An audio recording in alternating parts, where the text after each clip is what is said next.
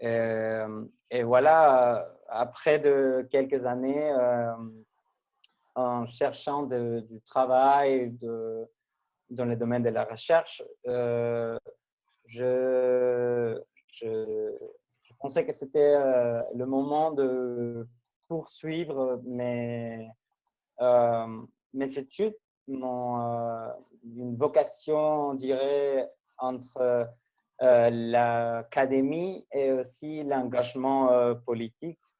On y revient. Donc, je pensais d'étudier de l'anthropologie.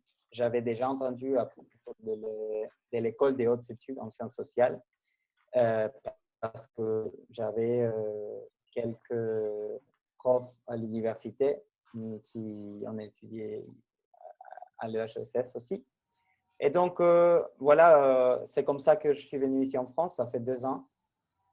Et donc, mes études maintenant, ma recherche porte sur… bon, ça a un peu changé, je dois le dire, parce que du coup, d'abord, ma recherche portait sur la relation entre les végétalistes, on dirait les spécialistes du rituel qui travaillent avec les plantes en Amazonie péruvienne, la relation qu'ils entretiennent avec leurs patients, avec ceux qui cherchent des services thérapeutiques. Et donc, voilà, je pensais à voir un peu comment est-ce que la consultation, la période de consultation, comment est-ce que ça se passait, non? Comment est-ce que c'était les interactions entre ces deux acteurs, les soignants et le malade, et pour voir un peu comment est-ce que se co-construisait le diagnostic, on dirait, non? Entre d'une maladie qui a besoin d'une guérison plutôt rituelle ou on dirait chamanique. Voilà, mais ça a changé parce que j'ai dû rester ici en France à cause du Covid, à cause de la crise sanitaire. J'ai dû rester ici et sans faire l'enquête sur le terrain pour malheureusement, je n'avais pas encore fait mon enquête de terrain. Et donc, je pensais que quand tel sujet ne pouvait pas être bien abordé évidemment, sans me rendre sur le terrain. Et donc, j'ai dû bricoler un peu un nouveau sujet de recherche. Et maintenant, je suis penché sur les épidémies en Amazonie péruvienne et la relation on dirait, des épidémies, de l'arrivée des épidémies étrangères, non, par rapport aussi aux autres processus de colonisation qui ont eu lieu dans l'Amazonie, notamment les processus économiques, les processus sociaux d'entrée des entreprises extractives, non, pétrolières, minières, mais aussi d'autres types l'arrivée, par exemple, d'autres types d'acteurs où il y a aussi une colonisation de type, on dirait, idéologique, comme par exemple les Blancs, les gringos de l'Institut linguistique de l'été, notamment les missionnaires qui ont un rôle assez important dans l'histoire contemporaine de l'Amazonie. Et voilà, donc je travaille dans une région au nord de l'Amazonie péruvienne et maintenant, mon approche, c'est plutôt historique, documentaire. Non, j'essaie de voir un peu comment est-ce que ça s'est passé pour les épidémies de l'époque contemporaine et voir comment est-ce que ça a eu une affectation sur la vie des peuples amérindiens. Et donc voilà. Et maintenant, je passe la parole à Carolina pour qu'elle puisse se présenter. Désolé d'avoir pris si longtemps de traduire. Non, pas de souci. Gabriel, ¿dónde está? Allá. Bon, je m'appelle Carolina Córdoba Farías. Dans l'Amérique latine, on utilise le deuxième nom, le nom maternel. Bon, je suis sociologue de la même université que Gabriel, de la Católica. Je suis péruvienne aussi. J'ai 31 ans. Après, bon, j'ai toujours travaillé sur des sujets de sociologie urbaine et aussi j'ai plus l'intérêt sur les violences de genre, les violences contre les femmes et les préjugés, l'harcèlement dans la rue, ce type Bon, j'ai eu ce type d'intérêt. Après, bon, on a travaillé ensemble dans le 2017, je crois, pour faire justement une enquête dans une grande marché de meubles, bon, à Lima. Et maintenant, je fais mes études, mes masters dans l'école des hautes études en sciences sociales aussi. Et mon investigation est sur la construction de masculinité chez les hommes qui ont été condamnés pour viol au Pérou. Bon, je l'ai choisi justement parce que même si je suis féministe, très féministe, comme vous voulez me dire, je crois que c'est très important de bien comprendre l'effet social, comme on appelle, sur la violence de genre. Et pour cette raison, on doit comprendre aussi le côté de l'agresseur, de la personne qui commet l'agression. Donc, bon, heureusement, je suis allée au Pérou dans le 2019, l'année dernière, pour faire mon travail de terrain. Parce que bon, l'école a des bourses pour aider des étudiants, mais il n'y a pas beaucoup de bourses, beaucoup d'aides, surtout pour les étudiants de sciences sociales, de sciences humaines. Mais, donc, il y a toujours un truc là. Donc, mais je fais des entretiens dans deux prisons, les prisons de Lurigancho et les prisons de Miguel Castro Castro. Et bon, j'ai fait en total 14, 15 parcours de vie. Et bon, j'ai fait un redoublement pour les dernières années, justement parce qu'à cause de Covid, il y a quelques problèmes là-bas des travailleurs, surtout des situations économiques. Et donc, bon, j'ai dû faire les redoublements. Et bon, maintenant, les choses que j'avais trouvées, justement, la théorie que les personnes, les hommes qui commettent ce type de délit, ils ne sont pas des personnes fous. Ils ne sont pas des personnes traumées. Ils reconnaissent bien la réalité. Ils savent très bien qu'est-ce qu'ils ont fait. Mais ce type de comportement est facilité par la même société où ils sont grandis. Donc, c'est pour ce côté que mon investigation va justement. Et voilà, je ne sais pas d'autres choses. Ah, on va parler principalement, on a essayé de faire une exposition variée, mais vraiment, l'information, c'est très grande. Et de toute façon, si vous avez plusieurs questions, après, on peut vous envoyer des liens pour investiguer peut-être plus, pour approfondir sur un sujet. Mais on a considéré que justement, le contexte politique au Pérou est tellement important et tellement grave aussi qu'on a décidé justement de nous dédier principalement à cette situation, mais de toute façon, on va donner des informations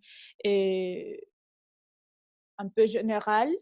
Et donc, avant de nous concentrer sur les sujets, parce que oh, vous voyerez la situation politique après. Attends, deux secondes avant si vous savez préparer quelque chose. Puis il y a deux choses pour moi, qui me semblaient moins importantes, tu vois. Un, vous deux, vous êtes sur des sujets de société d'une grande actualité. Gabriel sur les épidémies. Aujourd'hui, avec la pandémie, on est en plein dedans. Il y a énormément de réflexions autour de ce sujet. Je pense qu'il y aura dans quelques années un peu moins de passion dans l'analyse de ce qui est en train de se passer. Je pense que les sciences sociales nous auront, j'en fais partie, beaucoup de choses à dire et à réfléchir. Et toi, Carolina, aussi dans un sujet extrêmement d'actualité, les rôles des femmes, tout ce qui se passe aujourd'hui autour de la place des femmes dans nos sociétés, parfois plus difficiles dans des sociétés un peu répressives. En Europe, et aussi une partie de l'Amérique, les choses semblent plus apaisées, plus claires, plus nettes, quoique. Mais dans d'autres pays, ma foi, les difficultés sont énormes. Donc nous espérons un jour que nous prendrons connaissance de vos deux recherches. Et vous voyez, en vous écoutant, je me disais, pour moi, ça l'a été il y a quelques années. J'ai découvert dans un premier temps, j'étais jeune, le Pérou à travers les écrivains, particulièrement Mario Vargas Llosa, qui nous a montré un Pérou qui, à l'époque, vous voyez, les années, fin des années 60, début des années 70, qui semblait assez étrange, vous voyez, avec ces espèces de castes sociales, où d'un côté, la bourgeoisie très européenne et dans sa culture, dans sa vie, dans tout ce qu'il faisait, les maisons, les voyages, etc., etc. Et d'un côté, plusieurs catégories ensuite. Il y avait les cholos, les métis, l'indien, etc., etc. Vous voyez, et comme ils étaient traités les uns les autres. Je me souviens des livres comme La Ciudad de los Perros et beaucoup d'autres. On découvrait aussi, moi, j'ai découvert aussi les Pérou. Vous voyez, les Pérou des grandes villes, mais aussi les Pérou des montagnes. Vous voyez, et les gens qui venaient des montagnes, c'était pas bon. Deuxième classe, troisième classe. Mais aussi, et dans tes recherches, tu parles de ça, l'Amazonie, une partie des Pérou est aussi l'Amazonie. Vous voyez, c'est d'une richesse géographique aussi extraordinaire. En plus de toutes les autres richesses dont nous avons entendu parler par ces cultures millénaires. Donc voilà, vous voyez, pour moi, ce qui m'évoque, c'est Pérou si divers, si magnifique. Donc vous avez prévu soit nous montrer un peu qu'il y a ce que vous disiez aussi. Vous voyez, il y a ce qui se passe aujourd'hui un peu partout en Amérique latine. Vous voyez, une époque, il y avait tous des coups d'État dans les années 70, 80, et un peu des coups d'État un peu partout, les militaires qui s'installaient, qui décidaient ce qu'il fallait faire, etc., etc., un peu téléguidés par les États-Unis. Aujourd'hui, nous avons vu que les coups d'État, toujours des coups d'État, ont des formes assez différentes. Vous voyez, nous l'avons vu très clairement au Brésil. Vous voyez, on vire tranquillement la présidente, l'ancien président le met en prison, la corruption, peut-être, je ne sais pas, mais ceux qui s'installent, ils ne sont pas moins corrompus. Vous voyez, et c'est la même histoire il y a quelques mois en Bolivie, exactement pareil. Vous voyez, et la femme, une femme installée comme présidente avec des casseroles, mais à ne plus en finir, etc., etc. Et finalement, le Pérou, même histoire. Et je crois qu'en quelques mois, vous êtes au 3e président qui n'est pas plus propre que les deux autres. Mais vous voyez, et les peuples dans tout ça, on se demande bien. Vous voyez, donc nous avons, je pense, des sujets, des discussions ce soir. Je vous laisse un peu la parole sur lesquels vous voulez commencer.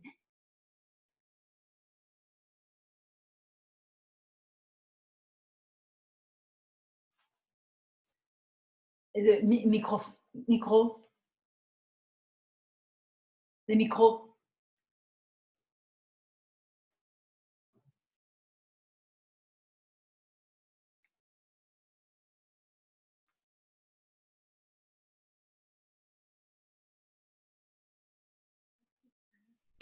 Allô? Oui. Oui, est-ce que tout le monde peut être dans mon écran, je pense, avec la photo de l'Observatoire de diversité culturelle? C'est bien? C'est bien ça ou… Parfait, vas-y, comment tu… D'accord, parfait. On Bon, t'écoute. merci aussi. Je trouve vos remarques assez vraiment pertinentes pour commencer avec la description qu'on avait un peu prévue. On a intitulé assez généralement, hein, je dirais, la présentation les enjeux sociaux au Pérou d'aujourd'hui. Mais donc, on ne va pas faire une liste de tout ce qui se passe maintenant au Pérou parce que c'est vraiment c'est un peu difficile de saisir absolument la complexité des enjeux sociaux au Pérou. Mais on va quand même essayer d'abord vous donner un petit aperçu à propos de ces sujets. Et après, on va bien… la présentation nous amènera vers la situation actuelle pour le regarder sous nos yeux critiques, on dirait. Bon, mais maintenant, je vais commencer avec quelques informations un peu générales.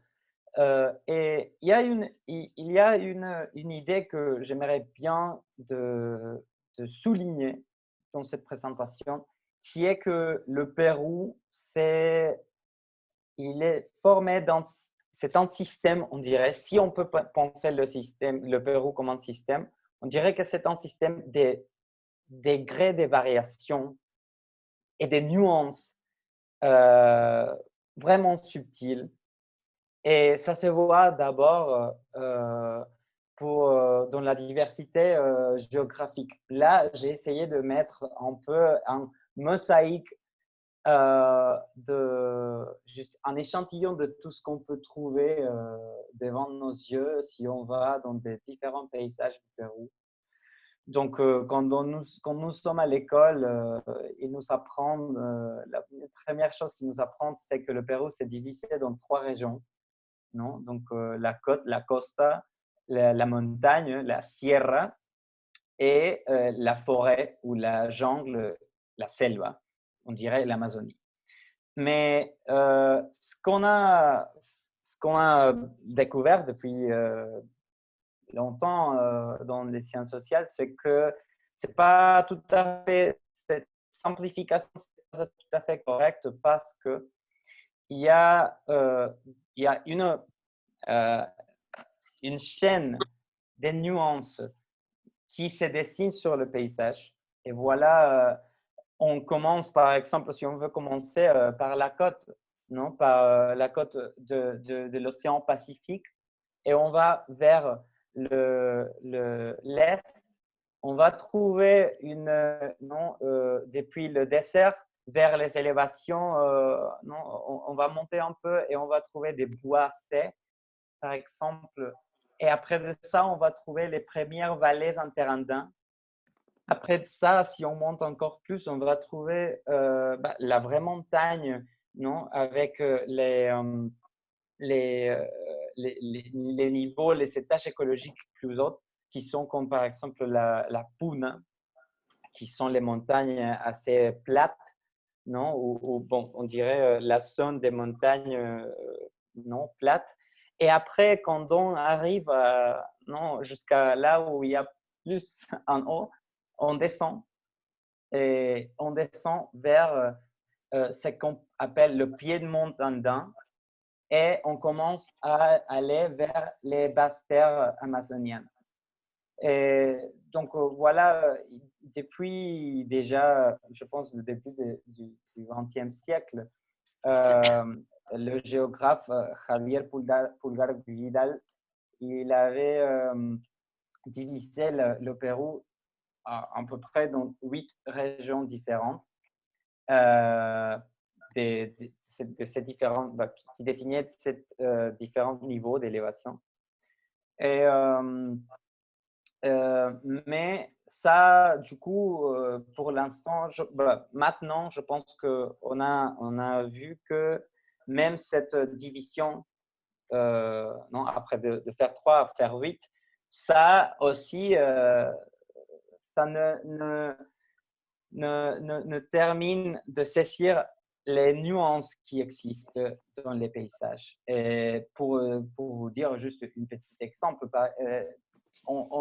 dans la classification de Pulgar Vidal, il y avait juste deux différents niveaux en Amazonie. Je pense que c'était Rupa Rupa et Omawa ou une chose comme ça. Donc, dans le piédement andin et les basses terres, mais même dans les basses terres et même dans le piédement andin, il y a d'autres écosystèmes assez variés, assez différents, qui sont marqués par une topographie, une hydrographie tellement variée, on ne peut même pas saisir sa complexité. Mais donc, voilà, ça, il y a une première aperçu de ces enjeux par rapport à la géographie. Ce qu'il faut garder à l'esprit aussi, c'est qu'il y a une énorme diversité de ces étages écologiques.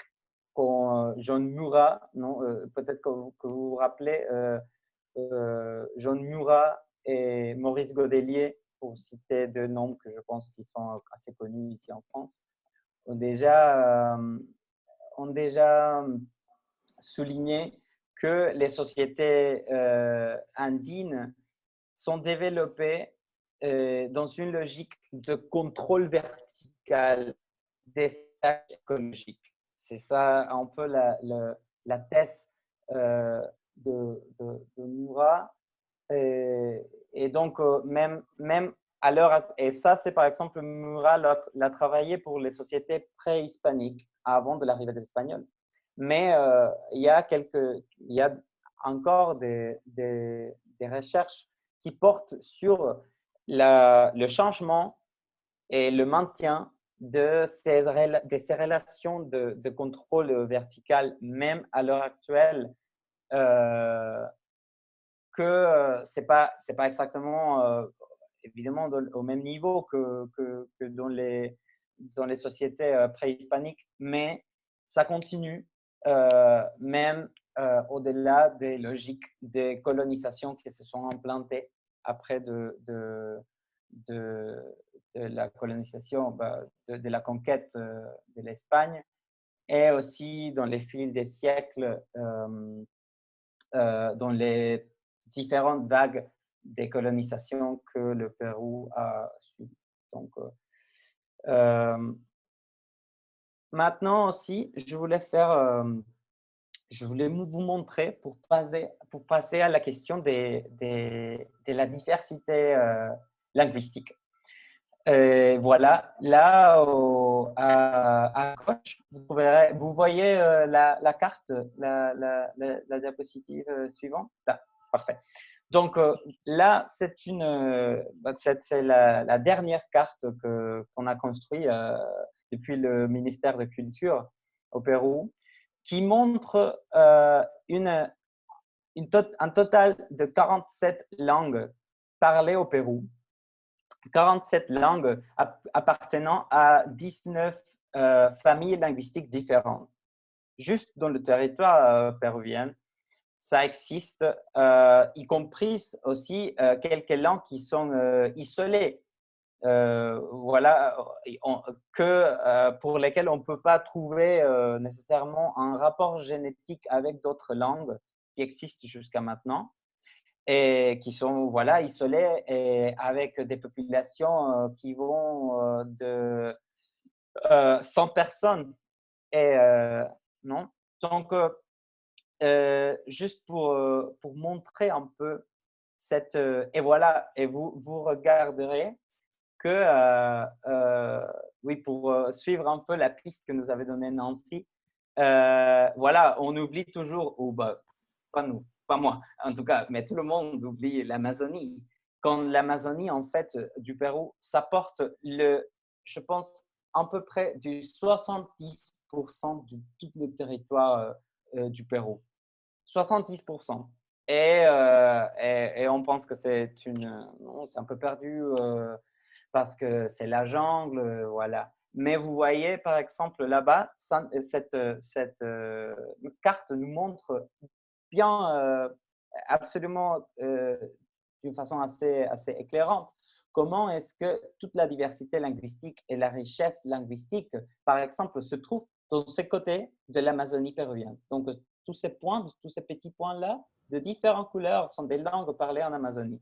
Au sud, par exemple, là, vous trouverez, ça c'est surtout le quechua, qui est la langue la plus parlée du Pérou, à côté d'autres 4 langues andines, des 4 langues andines, mais du coup, par rapport à la diversité, il y a d'autres 43 langues parlées au Pérou, à part du quechua et l'aymara, qui sont toujours très prises comme les seules langues, les grandes langues autochtones du Pérou. Non? À droite, je voulais juste montrer, j'ai pas eu le temps de mettre plusieurs photos de ma recherche, en fait, ou que j'ai pris pendant mes séjours de recherche sur le terrain. Mais là, je juste voulais mettre ces photos pour vous montrer, par exemple, 3 scènes dialogiques, d'interaction qu'il y a dans l'Amazonie péruvienne, notamment dans 3 endroits différents. En fait, la première photo, c'est dans une club quand j'étais avec un ami et sa copine, en revenant d'une mission échouée pour essayer d'établir contact avec une une communauté qui avait des rapports assez forts avec une entreprise pétrolière. Et voilà, on était un peu déçus. Mais voilà, et on en parlait quand on était en train de retourner au village. Deuxième, c'est, voilà, vous voyez le feu qu'il y a dans la maison, que c'est notamment un des endroits où c'est la grande représentation de l'espace de la convivialité, au sein des sociétés amazoniennes, la maison, et autour du feu, pour le partage de la nourriture, voilà, avec nos parents les plus proches. Et la dernière, c'est plutôt une assemblée où c'est pas exactement dans le même endroit, c'est plus à l'est, dans le nord de l'Amazonie. Après d'une réunion, une assemblée où on a essayé de travailler sur un projet de territorialité indigène, et dont je vous parlerai un peu plus à la suite. Voir.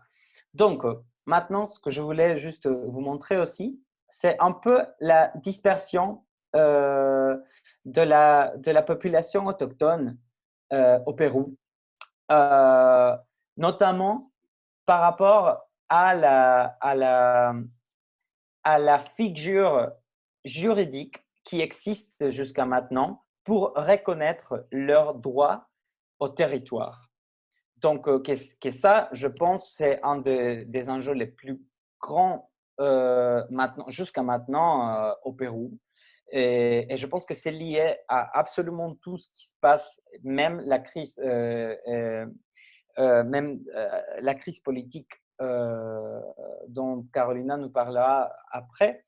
C'est encore lié à ce phénomène. Donc, vous voyez, il y a deux figures qui existent pour reconnaître le territoire des populations rurales, oui, on dirait.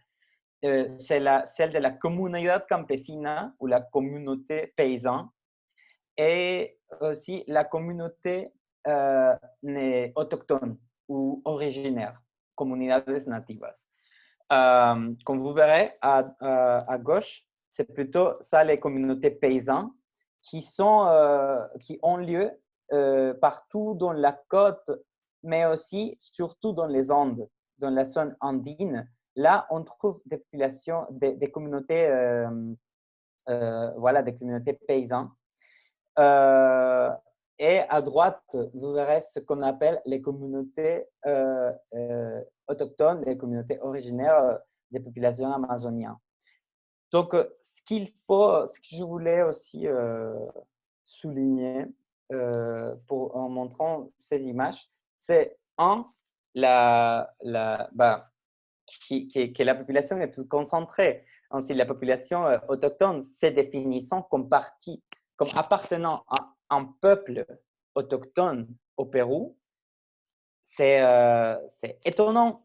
Ce n'est pas étonnant, mais on voit comment est-ce qu'ils sont absolument dans tout, d'une façon intégrale, dans tout le territoire péruvien. Et donc, et pour cela, et que pour cela, on pourrait dire que ça, c'est un territoire, c'est toujours un territoire des populations autochtones. Le territoire péruvien, c'est un territoire des populations autochtones, appartenant surtout aux populations autochtones. Et pour ça, ils sont sujets de droit sur leur territoire et leur propre développement. Une chose que ne se passe comme ça vraiment au Pérou. On verra par exemple dans toutes les cartes, je sais pas, je ne l'ai pas signalé, mais là vous regardez tout à gauche, par exemple là où ils disent Callao, juste au-dessus de là où ils disent Callao, il y a Lima. Là c'est la capitale, ça c'est le siège historique de la population, comme Nancy le disait, de la population avec des ascendances européennes, avec la population qu'on appelle Yoya, qu'on a toujours, on a toujours appelé criolla, et qui se trouve surtout dans les grandes villes du Pérou, mais que dans les grandes villes. Après ça, vous avez tout le territoire absolument rempli, absolument plein de populations autochtones qui vivent d'une façon autre, qui agissent, qui ressentent d'une façon autre à celle que nous pouvons penser depuis nos idéologies occidentaux. Voilà. Même si, bien évidemment, la colonisation depuis 5 siècles a toujours, non, leur vague et leur processus d'affectation sur les populations autochtones qui ont bien évidemment changé leurs mœurs, leurs habitudes, leurs organisations sociaux et non, même aussi leur processus idéologique, bien sûr. Mais ça veut pas dire que les populations autochtones sont autochtones. Il y a des gens qui essaient toujours comment dit-on, d'argumenter que, par exemple, voilà, en Amazonie, j'ai vu quelqu'un qui a un portable. Donc, il n'est pas autochtone. Non, il est déjà assez acculturé, il est parti du réseau global, blabla. Mais du coup, ça veut dire quoi avoir un portable? Vraiment, vraiment, non, ça ne veut pas dire que la vie, ça ne se passe pas d'autre façon ailleurs de la connectivité qu'on a voilà, qui a avancé, non, bien sûr, mais ça ne veut pas dire qu'il n'y a pas des façons de vie absolument originales et différentes à ce qu'on est habitué à se dire. Voilà. Après ça, par exemple, dans cette dernière carte que je vous préférais, juste pour mettre au point, ça c'est plutôt à gauche. Vous voyez, ça c'est la carte où le ministère de la Culture a mis la liste des 55 peuples autochtones qu'on trouve au Pérou. Cependant, je vous disais, si vous voyez, il y a toujours non, espace blanc comme si là-bas, il n'y aurait pas des populations, comme si ça s'agirait pas d'un territoire appartenant aux populations autochtones. Et ça, c'est un des défauts les plus importants de l'administration péruvienne, qui est que jusqu'à maintenant, même après tout ce qui s'est passé dans l'histoire contemporaine, on parle d'une domination systématique en différentes vagues de colonisation de la région andine, de la région amazonienne. Et bien sûr, un processus aussi de disparition de plusieurs. Si maintenant on a 55 différents peuples, 47 différentes langues, on est maintenant dans un processus, on est maintenant encore dans un processus de disparition de ces cultures.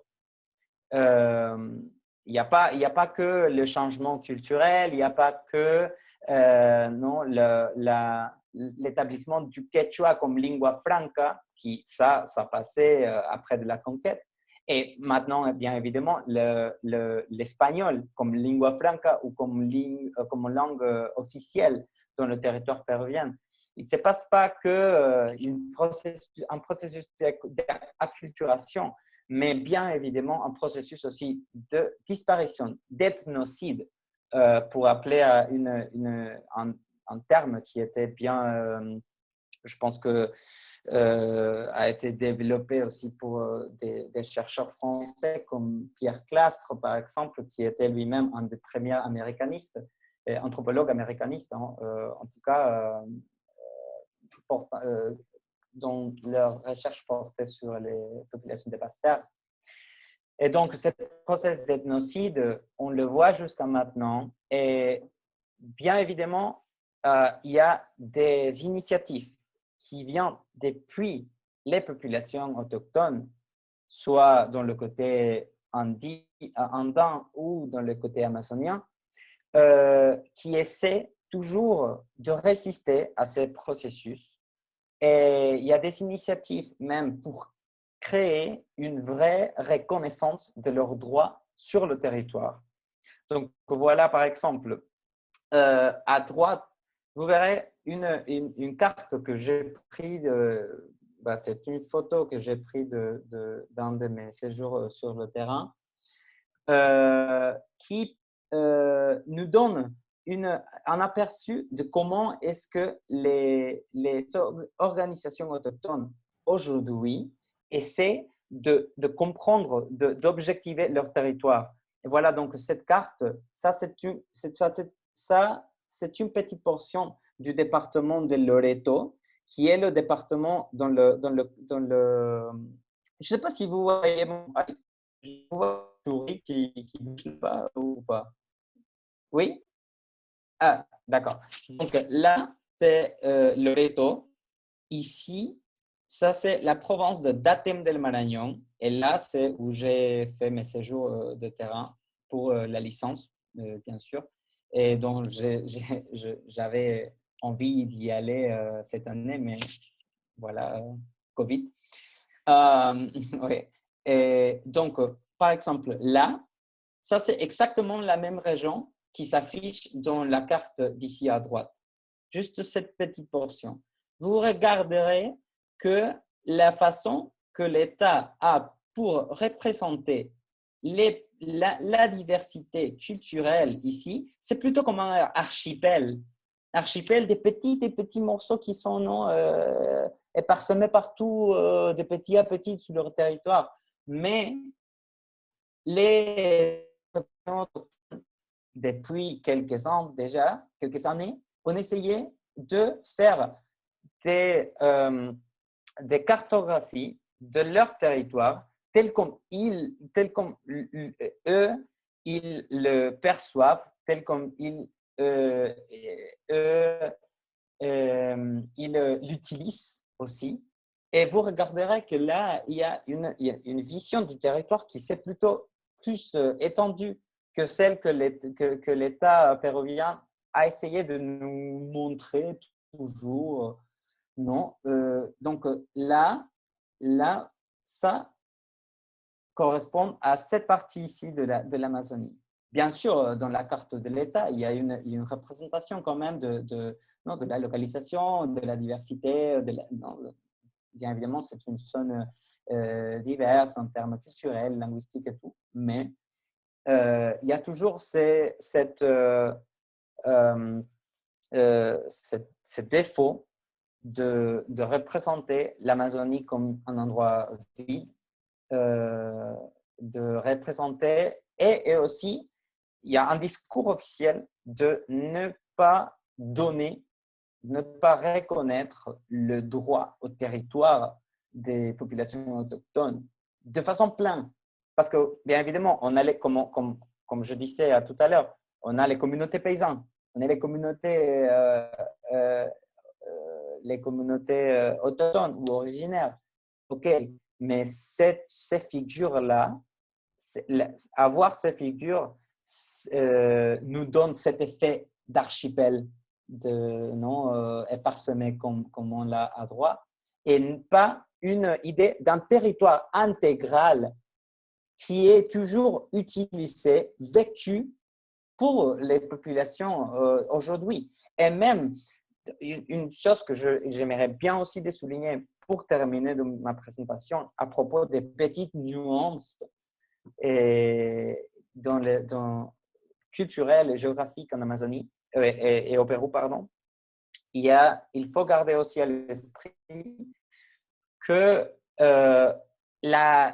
l'existence de ces différentes populations ne veut pas dire que chacun a leur existence séparée. Ce n'est pas une existence séparée comme un pays là-bas avec ses frontières, même si dans la carte à droite, il y a un effort pour essayer de mettre, de représenter des frontières entre des populations.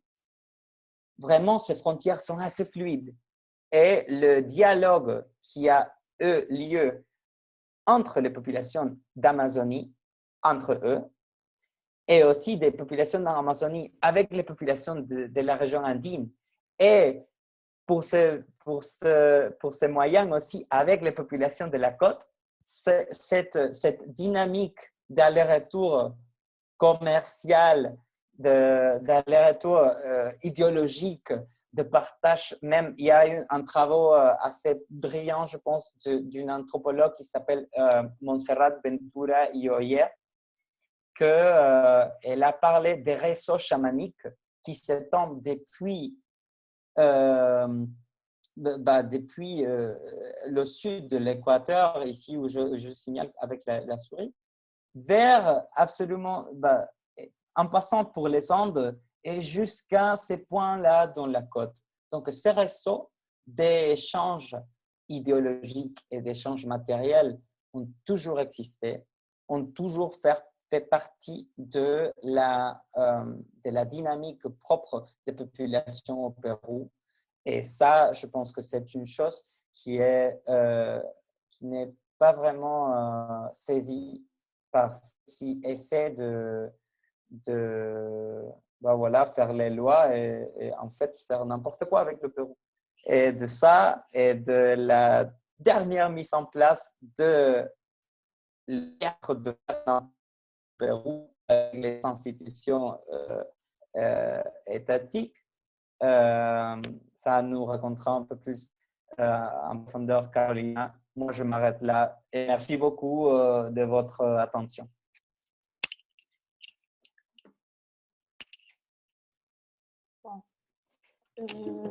Merci, Gabriel, pour nous éclairer sur les différents groupes autochtones, originaires, nativos du Pérou. Très, très, très, très intéressant. Carolina, tu vas changer complètement de sujet ou on pose, je ne sais pas s'il y a peut-être quelques questions sur ce sujet dans la salle. Même j'ai des questions.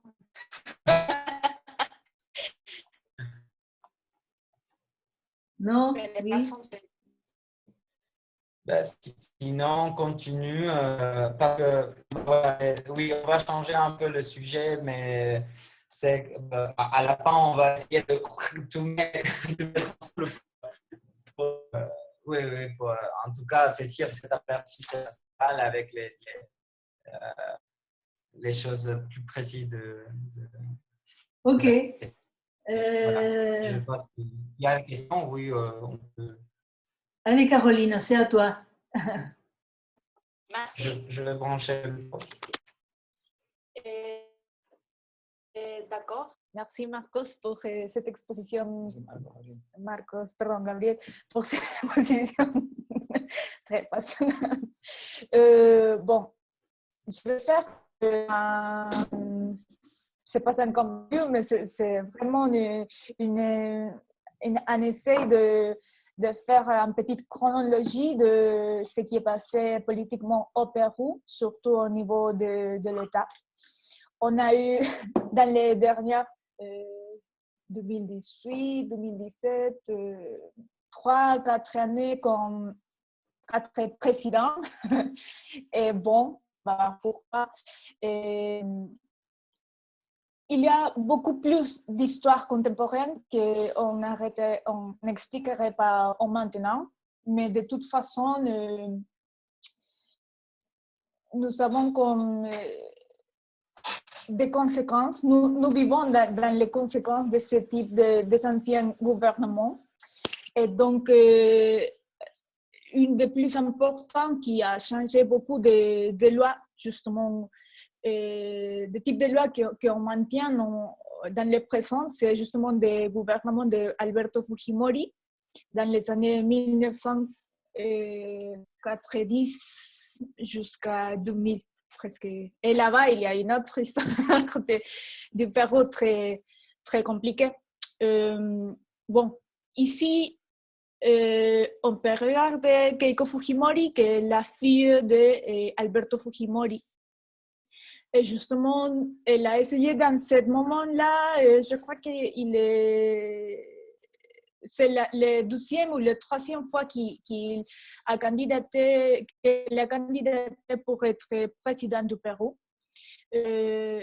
Heureusement, elle n'a pas gagné cette élection, mais a gagné Pedro Pablo Kuczynski, PPK, justement un peu, mais un peu, il a gagné pour un peu de chiffres, un peu de différences.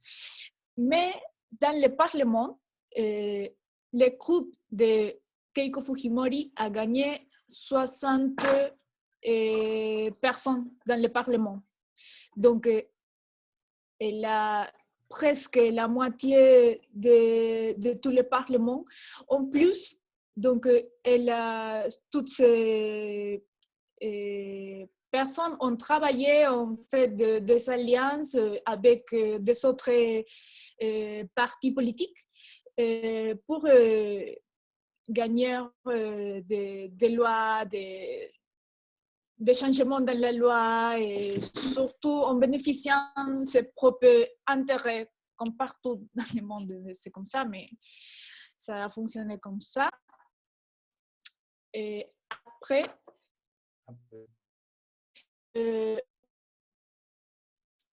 il a PPK et des autres présidents, on a King. On a de différentes accusations d'être qu'ils ont été payés par Odebrecht, que c'est une entreprise de construction qui payait des pots de vin, qui gagne dans les concours pour construire des différentes choses dans le pays. Et donc, dans le cas de PK, d'une famille de classe moyenne plus haute, et donc il a eu une entreprise qui s'appelle Westfield, et justement, il a une accusation que cette entreprise a reçu des pots de vin de Odebrecht aussi. Et donc, Odebrecht, c'est l'entreprise brésilienne très connue en Amérique latine. Et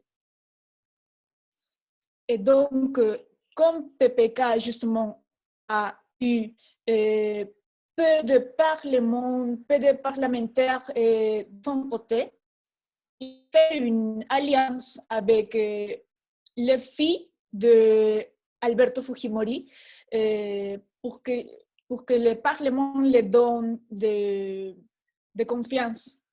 On l'appelle les votes de confiance là-bas. Mais après tout ce type de scandale, parce qu'on a trouvé des audios, des enregistrements, des vidéos de ce type d'alliance, de collusion, PK a laissé sortir Alberto Fujimori de la prison parce qu'il était déjà condamné pour des délits différents, mais qui sont contre les droits humains, des assassinats dans l'université La Cantuta et dans une maison, il s'appelait Caso Barrios Altos, qu'ils ont tué, les militaires ont tué beaucoup de personnes en pensant qu'ils sont des terroristes, mais ils ne sont pas des terroristes. Et dans ces cas, par exemple, ils ont tué une petite fille qui a 7 ans, je crois. Et bon, Mais PPK a travaillé ensemble avec les fils de Alberto Fujimori. Et donc, après ça, le même 24 de décembre, il a laissé sortir à Alberto Fujimori. Et après ça, ils ont commencé beaucoup de manifestations contre PPK parce que ce type d'action a été un scandale entre la population, ou dans une grande partie de la population, parce qu'on doit reconnaître que Alberto Fujimori, tous les Fujimoristas ont un grand supportement, presque la moitié de la population. Donc, après ça, Martín Vizcarra a été le vice-président de PPK. Et justement, après les accusations, après l'enregistrement et tout ça qui est sorti dans les médias, tous les ministres, même le président PPK, il a démissionné. Et le reste des ministres ont démissionné. Et dans ce cas, je crois, bon, PPK a attendu que Vizcarra démissionne aussi, comme son vice-président, mais il ne le fait pas. Il a accepté d'être le nouveau président du Pérou avec le support de Fujimoristas. Et donc, après ça, il a, et justement, on peut voir ici dans la photo, ils sont tous les ministres, moi et Martín Vizcarra. Parce que tous ont démissionné, excepté Martín Vizcarra. Après ça, bon, il n'a pas ici, mais Martín Vizcarra est le nouveau président dans mars de 2018. Et donc, il a demandé une question de confiance, que c'est justement l'approbation de par tous les parlements à tous les ministres que le président a choisi comme ministre. Donc, mais c'est une question de confiance obligatoire. Ça fait partie des processus après la conformation d'un nouveau groupe de ministres. Et donc, même si Martín Vizcarra a été président avec le support des Fujimoristas, après d'être président, il a commencé à dire qu'il représente la guerre contre la corruption. C'est-à-dire, et normalement, ce type de phrase s'utilise contre les Fujimoristas. Donc, par exemple, il a essayé de passer une nouvelle loi, de faire la sélection du tribunal constitutionnel d'une manière plus transparente. Mais justement, les Fujimoristas on a rejeté cette action, ce changement. Et ça a été un autre scandale parce que comment un politique va être contre la transparence d'un processus, et surtout pour un processus de choisir des personnes qui travaillent pour la justice. Et donc, bon, ça c'est une négation de la question de confiance qui dans ce cas, c'est une question de confiance volontaire qui donne le président. Et au Pérou, le président peut éliminer le Parlement si le Parlement n'accepte pas 2 fois la question de confiance. Donc, dans ce cas, il va en question de confiance rejeter. Et après ça, bon, il a donné une autre... il a proposé une autre loi, ou pas loi, mais un changement de faire les élections dans une date plus avant pour éliminer ce Parlement, mais que le même peuple le fait. Donc, tout le Parlement a voté que non. Et dans ce cas, c'est la 12e fois que le Parlement a dit que non. Et bon, le président a le droit, le droit d'éliminer le Parlement. Et ça, c'est ce qu'il a fait. Bon, sa première ministre est entrée dans le Parlement, une autre scène de théâtre presque, parce qu'il a essayé d'entrer. Il y a des parlementaires qui ont rejeté, ont fermé la porte. Donc, il a entré comme ça. Une parlementaire l'a donné son espace, son micro, et donc il a présenté les nouvelles propositions de faire les élections dans une date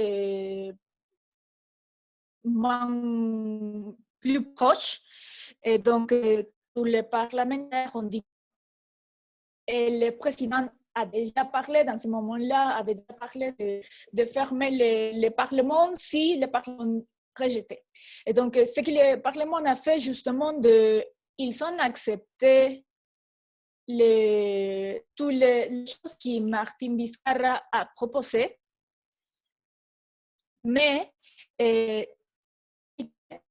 ont fait le contraire. Ils ont fait le contraire. Changer pour changer toutes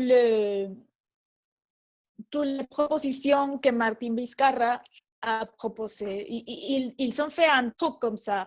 C'est comment dire, dans la votation formellement, oui, on vote que oui, mais nous avons changé tout ce que tu as proposé. Donc, ils ont fait comme ça, mais dans la loi, une autre fois, il y a déjà des antécédents que si le Parlement fait formellement une chose, mais dans la praxis, c'est-à-dire dans la réalité, ils ont fait le contraire ou une autre chose, on interprète cette action comme un rejet. Et donc, ça c'est la 12e fois que le Parlement a rejeté la question de confiance. Et après ça, Vizcarra a éliminé le Parlement. Et on a dû faire, on a voté une autre fois pour pour avoir un nouvel congrès, un nouvel parlement. Et dans ce cas, on a comme ça plus ou moins les distributions. Pardon, les oranges sont justement les partis de Keiko Fujimori. Et donc, on peut regarder qu'ils sont très peu dans ce cas. Et il y a déjà une ancienne partie qui normalement ils sont un peu de droit. Après, la majorité c'est plus ou moins de droit, centre droit au Pérou. Et bon, depuis le 26 de janvier, on a un nouvel parlement justement. Et quelqu'un parlait. Non? Ah, d'accord. Bon, après ça, jusqu'à septembre de cette année, ou octobre, je crois, Vizcarra, ils ont trouvé des pistes pour que Vizcarra a été aussi en train de faire des pots de vin quand il a été représentant de Moquegua, que c'est une région d'où il vient.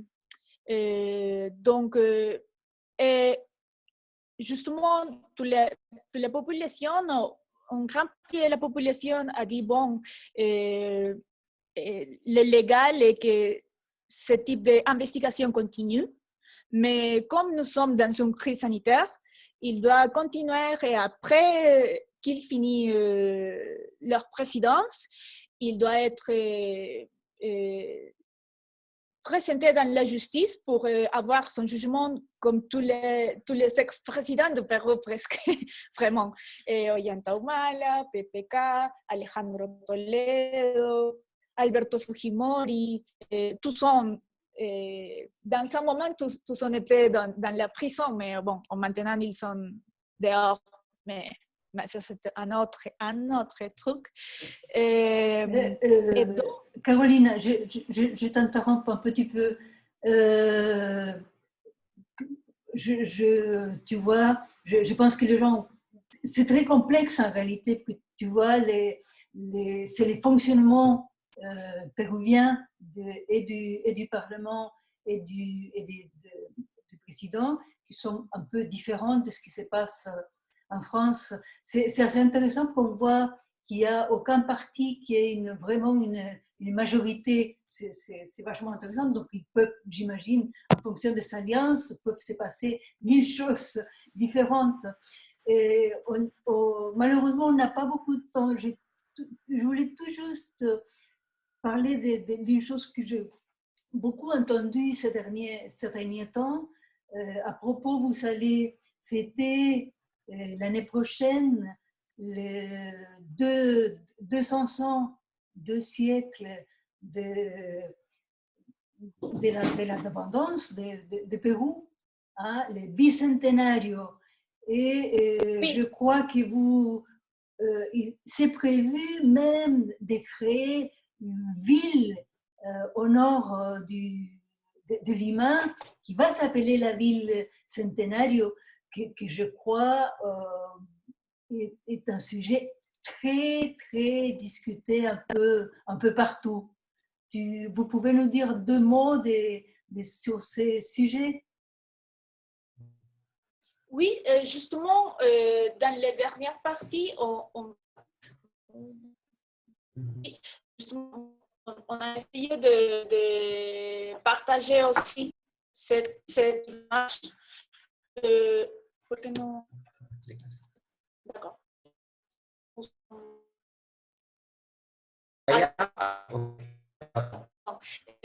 Oui, justement, on est donné un contexte très homogène. Justement, ça c'est les fans d'exercice parce qu'il va critiquer justement les jours après génération bicentenaire. La génération bicentenaire, c'est d'accord. Gabriel, on t'entend pas. On n'entend pas. Il y a un petit problème de son. Ah.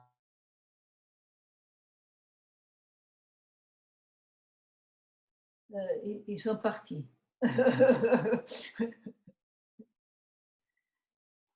Bon, on ne voulait pas les vexer, ils sont partis.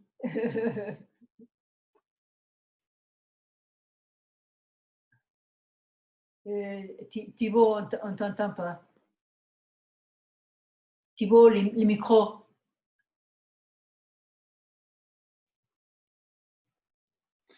Non, mais j'ai pas grand-chose à dire pour meubler. Non, mais Ah, les voilà, les voilà. Vous avez perdu. Hein. Trop dramatique. Vous avez perdu. D'accord, excusez-moi. Non, justement, j'étais en train d'expliquer que on ne peut pas donner une réponse très simple parce que même dans notre propre génération qui s'appelle la génération bicentenario, oui, après beaucoup de manifestations, après 2 morts à Lima, parce que je crois qu'il y a plus dans d'autres régions, ce n'est pas un contexte homogène. Ce n'est pas la même situation pour nous tous. Justement, je crois que le type de manifestation, la quantité de personnes qui ont sorti pour se manifester pour être en grève montre justement les niveaux de méfiance, le niveau de ne pas être content ou même tranquille avec ta propre gouvernement. Ils sont principalement des personnes de moins de 40 ans, c'est vrai, mais on peut sentir même les supports des autres générations. Qui apparaît toujours une personne, un nouvel candidat, un nouvel président, une nouvelle force politique, mais qui à la fin, ça termine de faire la même histoire, toujours, toutes les années, le même système, presque dans une mode automatique économiquement, en donnant des préférences pour les entreprises. Ça c'est un peu plus de le même. Oui, c'est probable que surtout en sciences sociales, en sciences humaines, il y a une tendance par la gauche, c'est vrai. Mais ça ne signifie pas, et nous savons très conscients, très bien, qu'il n'existe pas de personnes corruptes dans les deux côtés. Et donc, de toute façon, on essaye d'avoir un nouvel système, de réformer la Constitution, par exemple. On a, comme j'avais dit au début, on a des lois qui viennent de 1990, de l'époque de Fujimori. Et dans ce moment-là, Pérou a été avec une grande crise économique. Et donc, ce que Fujimori a fait dans ce moment-là est justement de donner des préférences, d'essayer que les grandes entreprises arrêtent de payer beaucoup d'impôts.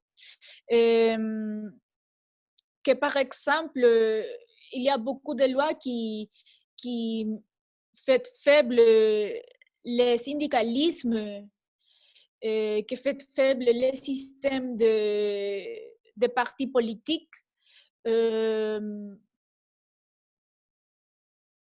Si on continue dans ce chemin, on va avoir les mêmes résultats encore. Ça, c'est notre histoire depuis plus de 30 ans. C'est ça le bicentenario. Oui, c'est ça le bicentenario, vraiment. Et donc, bon, on a eu une dernière, deux présidents plus qu'il manque que je mentionne, Manuel Merino et après Sagasti. Et Manuel Merino a été justement choisi par la majorité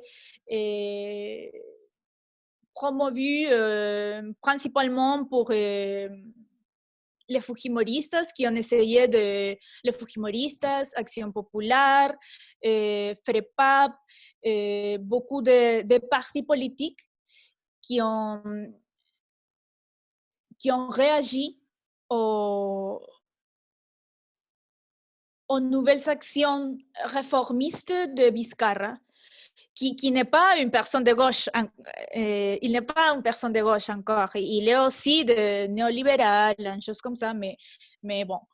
Et dans les 5 jours de présidence de Merino, la population a fait beaucoup de manifestations très, très fortes, non seulement pas à Lima, aussi dans différentes parties du monde. Et donc, on a eu deux personnes jeunes qui ont été tuées par la police. Dans l'autopsie, on a trouvé des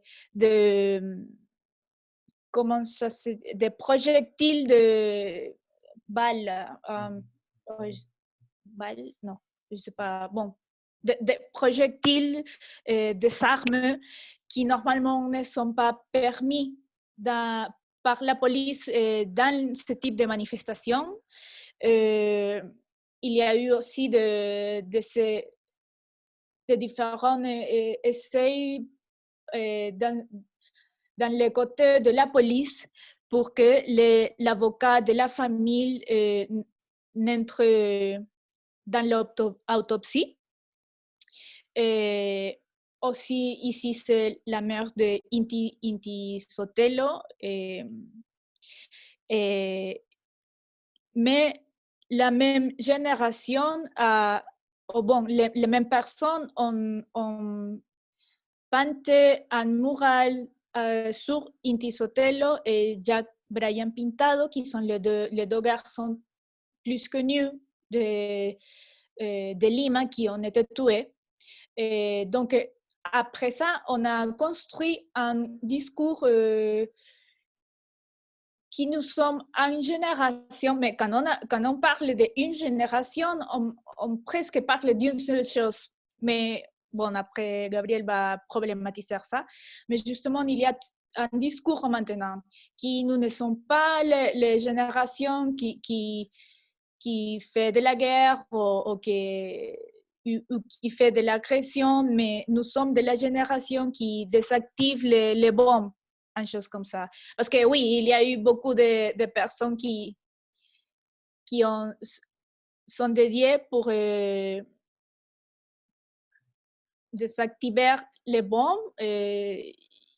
Ici, par exemple, dans les premières lignes, oui, des groupes féministes.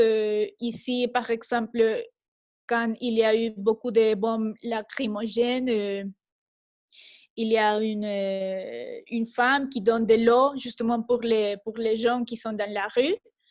Et aussi, on doit souligner que cette génération a les réseaux sociaux.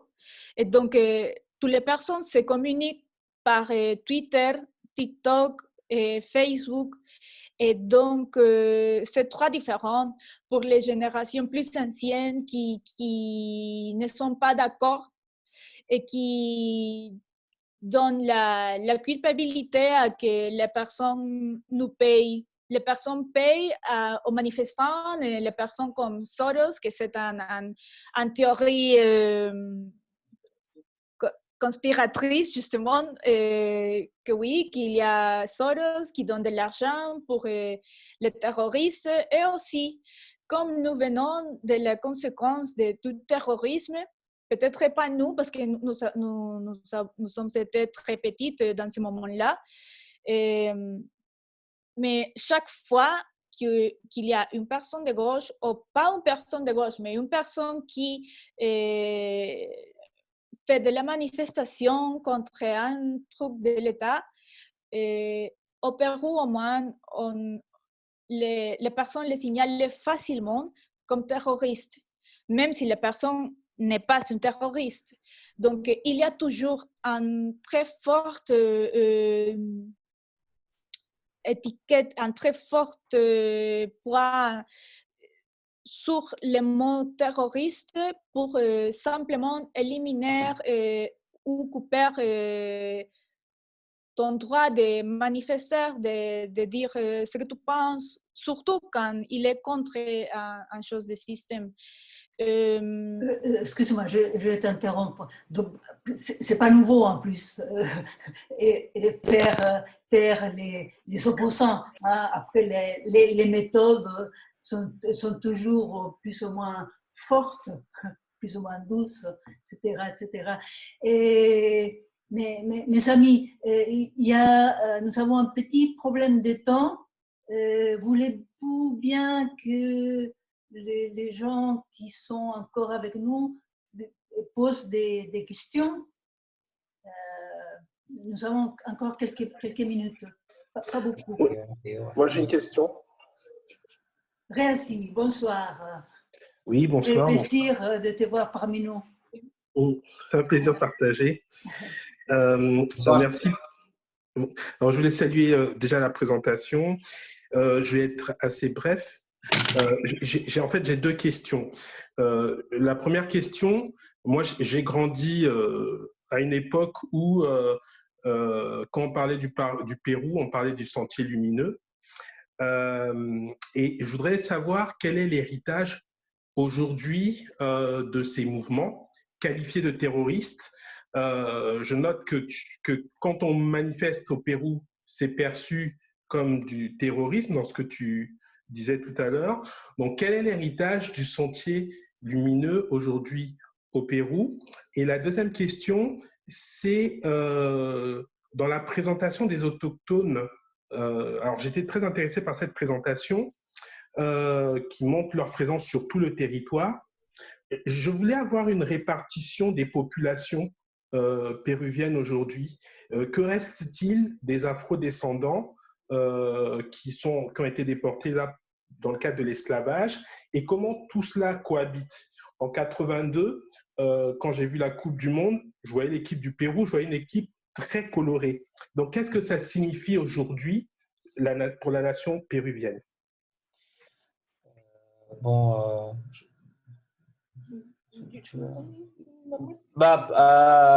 donc, merci pour les questions. Bon, pour la première question, je vais essayer d'être si vrai aussi. Je pense qu'il y a… Vous m'entendez bien ou il y a besoin du casque? Oui, c'est bien. OK. Donc, Sentier lumineux, Sendero Luminoso. On n'a pas beaucoup mentionné, mais oui, pendant les années 80 et jusqu'à l'an 2000, le début du nouveau siècle, il y a eu au Pérou un mouvement autoproclamé, autodénominé comme marxiste, maoïste, léniniste, qui a commencé à agir depuis la zone sud andine, voilà, Ayacucho, et vers les sièges de pouvoir dans Lima. Donc, pendant 20 ans, ils se sont rapprochés, mais ils sont, eux, surtout leurs actions dans le monde andin. Donc, dans le monde andin, pardon. Et voilà, juste pour dire deux mots de ça, il y a eu des attaques constantes contre la population paysanne dont ils disaient qu'ils étaient les défenseurs, qu'ils étaient la gauche libertaire, la guérilla qui va à tuer l'État comme les chiens qu'ils sont, etc., etc. Ils ont eu ces discours, mais ils sont vraiment dans leur avancée, ils ont tué une quantité énorme de gens, parmi eux des paysans, des autochtones, toujours. Les plus pauvres sont les plus pauvres et dans ces réseaux coloniaux qu'on a au Pérou, on était toujours les victimes. Mais dans ces moments-là, ce qu'on a trouvé aussi après d'avoir une commission de la vérité, c'était bien sûr que les assassinats pendant cette période se sont aussi partagés. Ceux qui ont commis aussi les assassinats, ce sont été les forces de l'État, donc les militaires. Voilà. Donc, nous avons cette période-là de l'histoire assez noire, assez terrible, pénible. Et je pense que là, maintenant, notre génération, je parle aussi depuis ma place comme un homme éduqué à l'université, dans une université privée, illustré, perçu aussi comme blanc, mais bien sûr. Mais aussi un peu au milieu, parce que j'ai aussi dans quelques côtés de la société, je suis aussi racialisé quand même, mais évidemment parce que comme je mentionné, il y a une logique nuancée, non, même la discrimination, ça va depuis dans des différents degrés. Mais depuis ma place, je peux dire bien évidemment que j'ai été éduqué pour connaître ces moments et ces périodes de la violence comme quelque chose, comme un processus, quelque chose de pénible, quelque chose qu'on ne peut pas vraiment penser comme un modèle à suivre d'un mouvement libertaire. C'est pas, on connaît, et je pense que ça, c'est aussi bien l'héritage, qu'on connaît vraiment, qu'il n'y a pas que c'est pas le chemin, le sentier lumineux qui nous va amener à la liberté, non, à l'émancipation. Je pense que moi, depuis mon éducation et tout ça, j'ai ça. Après, je disais qu'il y a un double héritage parce que il y a aussi, bien sûr, le terrorisme. Le sentier lumineux a été bien condamné dans l'idéologie et dans le discours officiel du Pérou. Maintenant, il y a eu un mouvement qui s'appelle Movadef, qui a, du coup, ça fait quelques années, avait présenté des initiatives pour donner l'amnistie aux leaders de Sentier Lumineux. Et voilà, moi, vraiment, je ne veux pas trop dire à propos de ça parce que je ne connais pas vraiment la vraie liaison entre ce mouvement Movadef et le sentier lumineux. Dans la presse, dans les nouvelles, dans les informations qu'on a officielles, ils disent que Movadef, c'est la continuation du sentier lumineux, qu'ils ont été fondés pour suivre les indications des têtes des sentiers lumineux depuis la prison et qu'ils ont leurs activités pour retrouver de l'argent et des financements pour faire renaître le mouvement de sentiers lumineux. Mais il y en a encore de doutes de si vraiment ça s'agit d'un mouvement qui est absolument lié comme ça au sentier lumineux ou s'il s'agit plutôt aussi d'un mouvement des jeunes d'extrême gauche, on dirait, qui sont aussi liés, satanisés comme la gauche, même la gauche la plus non, New Age, la gauche la plus je ne sais pas dire progressiste, non, est toujours satanisé. Donc, on a aussi cette idée, on ne sait pas vraiment comment est-ce que ça se passe pour la continuité vraie institutionnelle des sentiers lumineux.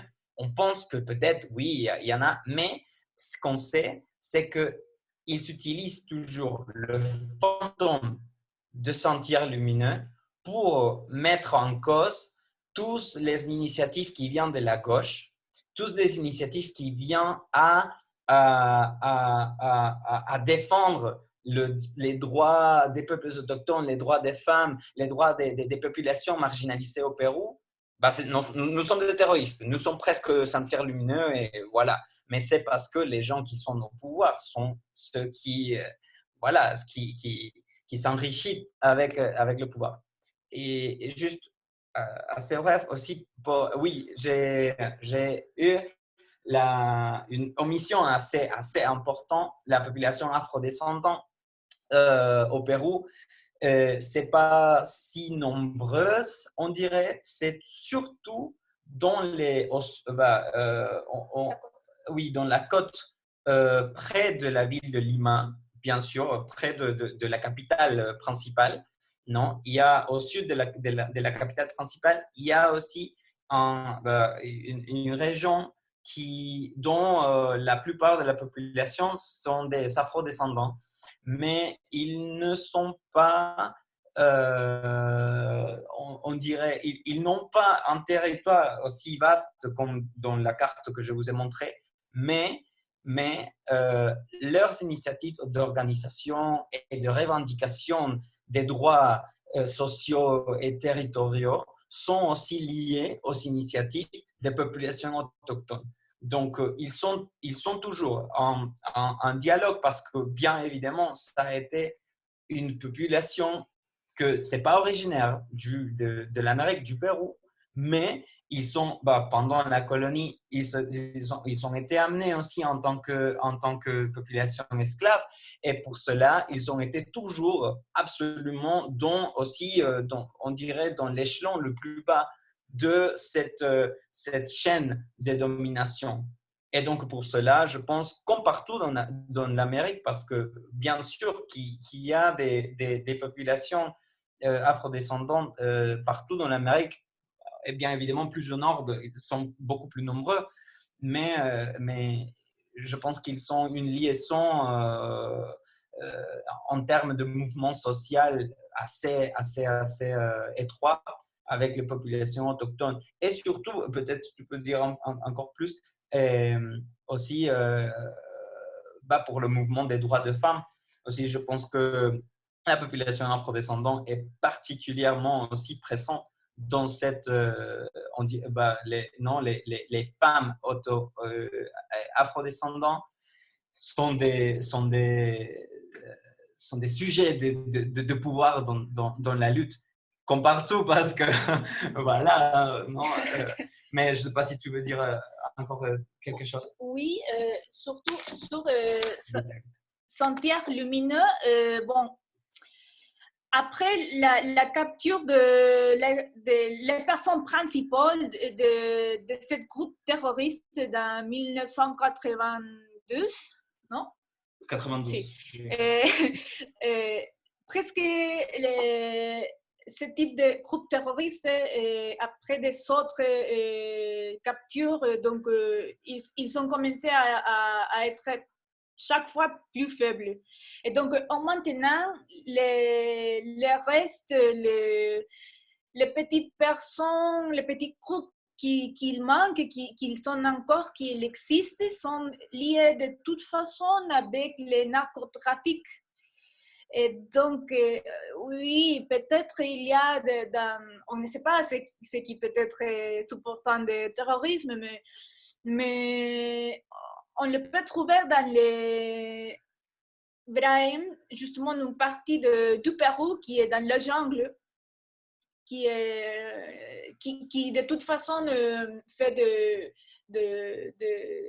de business avec les narcoterroristes. Donc, maintenant, au Pérou, il y a non seulement pas de narcotrafic, mais il s'est mélangé avec les restes, les personnes qui se considèrent terroristes.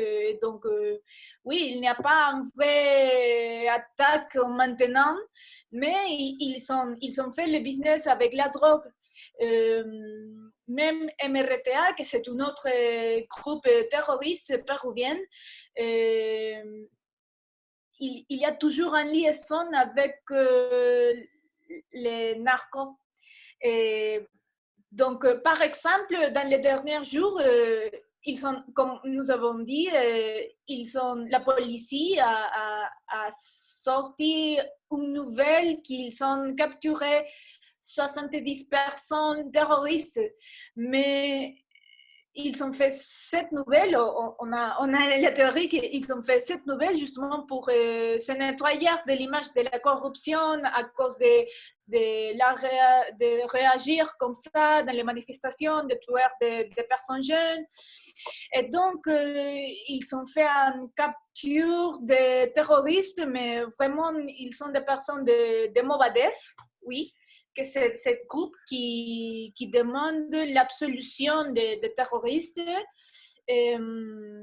mais qu'ils ne font pas un vrai travail de terroristes. Ils ne tuent pas vraiment des terroristes. Et aussi, ils sont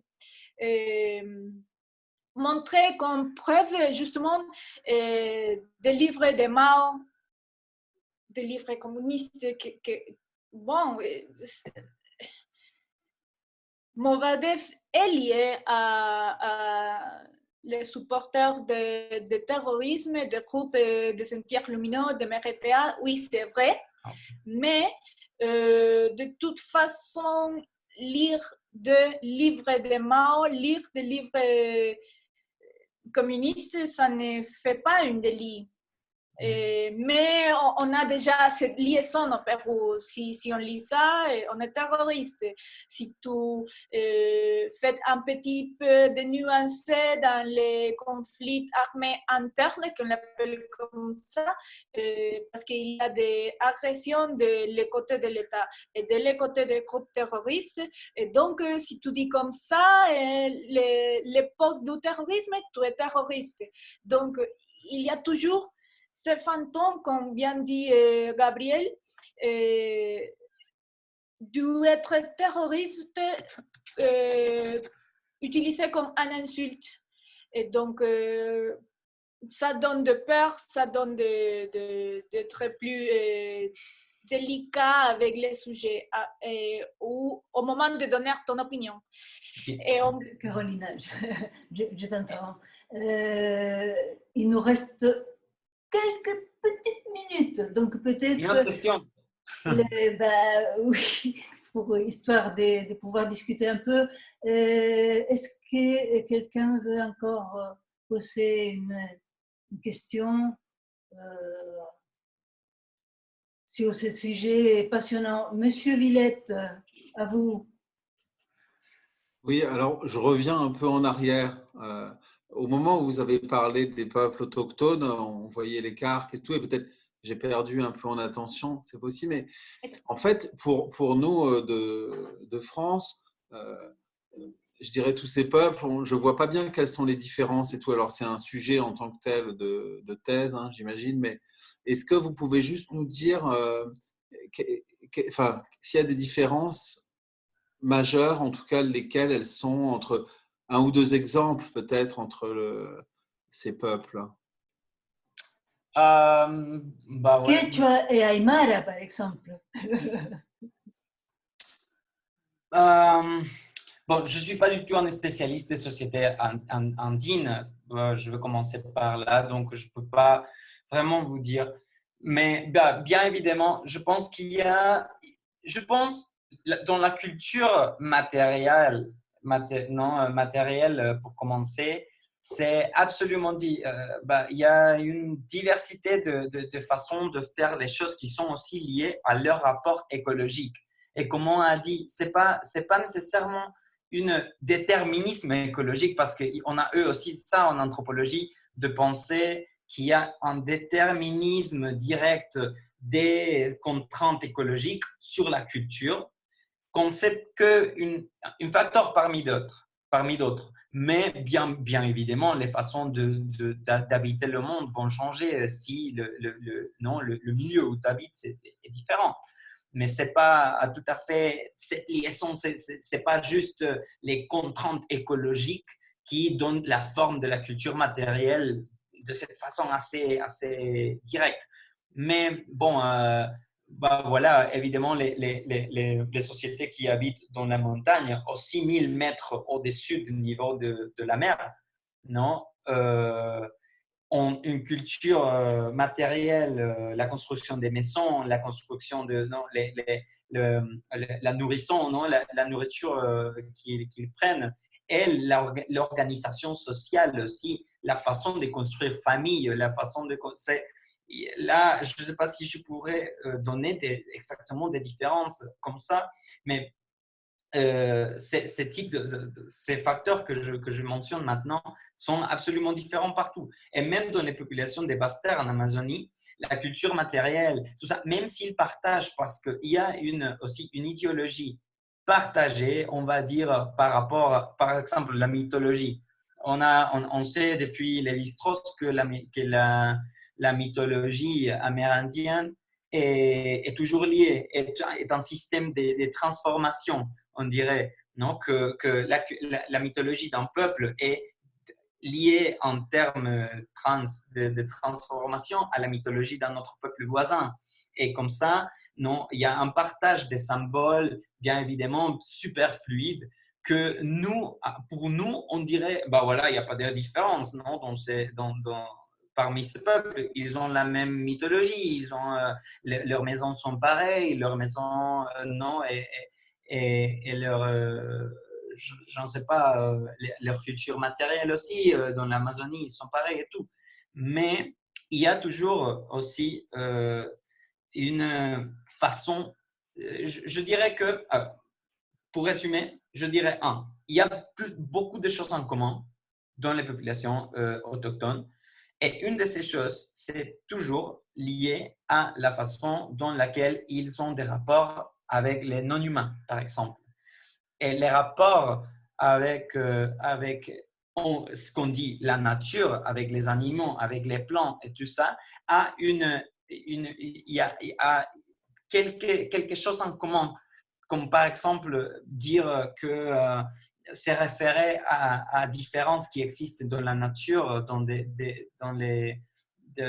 espèces différentes, parler à eux comme s'ils avaient des liens sociaux avec nous et des liens sociaux qui sont aussi qui se trouvent dans leur propre monde. Alors, le jaguar, par exemple, pour dire un exemple fameux d'Eduardo Viveiros de Castro, un anthropologue qui travaille, un anthropologue brésilien, il dit que, par exemple, les jaguars, depuis leurs yeux, ils voient le reste des espèces comme des animaux, comme des non-humains, et ils se regardent entre eux comme des humains. Et ça, c'est une théorie autochtone, par exemple. Donc, moi que je suis un jaguar, quand je bois du sang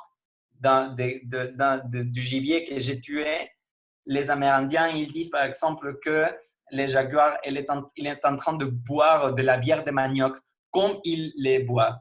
Et donc, il y a des constructions, dans les rapports écologiques qui se trouvent partagés dans des différentes populations.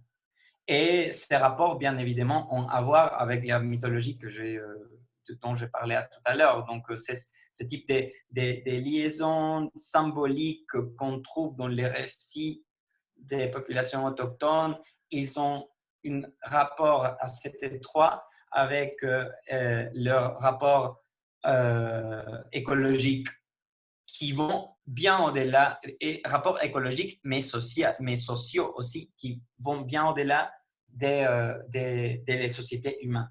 Mais il y a bien sûr des différences et une différence que je peux pas vous illustrer nécessairement, mais je pense qu'une des choses les plus importantes pour saisir pour saisir l'importance des différences entre les cultures autochtones, c'est qu'ils sont des schémas pour établir l'identité et l'altérité différentes aussi. Un peuple dénomine ce qui appartient à soi et ce qui est autre. Et cet établissement de ce qui est identique et de ce qui est différent, cet rapport-là, cette division, ça se trouve partout, mais c'est différent dans toutes les populations. Donc, ce que je dirais, c'est que ce qui est différent entre les populations autochtones, c'est la façon dont ils dessinent qu'est-ce que c'est qu'être différent. Voilà, c'est un peu… mais je pense que c'est la question c'est pas à nous vraiment de reconnaître quelles sont les différences culturelles ou quoi. C'est plutôt reconnaître qui, eux, ils ont leur propre façon de se reconnaître eux-mêmes comme un peuple, comme une population, et de dire, eux, ils ne sont pas partie de ma population, ils ne sont pas partie de ma famille, ils ne sont pas partie de nos groupes. Donc ça, ce qu'il faut saisir, je pense, et ce qu'il faut garder toujours à l'esprit, parce que bien évidemment, pour nous, peut-être que la culture… C'est une question de dire que, par exemple, la culture matérielle, les mythes, tout ce type de choses ne définissent pas vraiment ce qui est une culture, mais qui définissent vraiment ce qui est une culture, c'est la façon où cette culture établisse des rapports d'identité et d'altérité. Et ça, ce n'est pas une idée originale, c'est en fait Anne-Christine Taylor, une anthropologue éminente que j'aime trop, pour dire en vérité. Et Anne-Christine Taylor, elle travaille ici en France, en fait. Elle a toujours travaillé au Collège de France et qui travaille, bien sûr. Je vous renvoie à regarder ses travaux à propos justement de la notion de différence parmi les populations autochtones. Désolé pour donner une réponse un peu… mais oui, c'est ça. Donc voilà.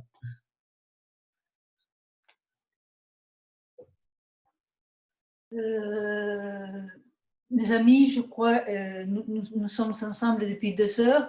Je pense qu'il est temps de nous quitter.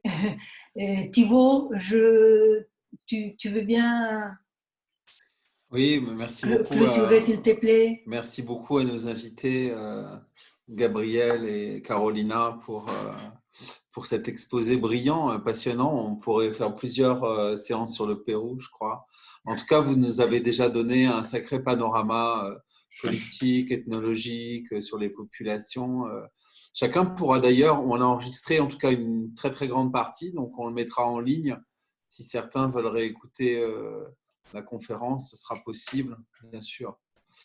Voilà, et puis merci au public qui est resté avec nous, de Barcelone à la Budapest, en passant par la Haute-Loire et peut-être par d'autres contrées. Je crois que tu disais le Liban tout à l'heure, non?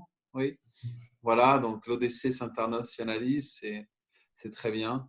Merci à tout le monde. On a un prochain rendez-vous et je vois qu'il y a Rita qui est en ligne. C'est jeudi prochain sur la Hongrie. Voilà, on aura 2 invités passionnantes, en plus de Rita, avec qui on a préparé, qui sont 2 actrices de la culture hongroise, dans des métiers différents, mais passionnants. Donc, je vous invite à cette plongée dans la culture hongroise jeudi prochain. Voilà. Et d'ici là, portez-vous bien. Merci de votre attention et puis bonne soirée à tout le monde. Merci beaucoup pour votre attention. Un grand merci à vous tous. Merci beaucoup. Excusez-moi pour les longueurs de… Oui, c'était un peu trop long, un peu trop… Allez, c'était super. Merci beaucoup et merci pour vos questions. C'est vous, pour votre intervention. À la prochaine. Merci, bonne soirée. Au revoir. Et bravo à l'ODC aussi. Merci. Merci Martin.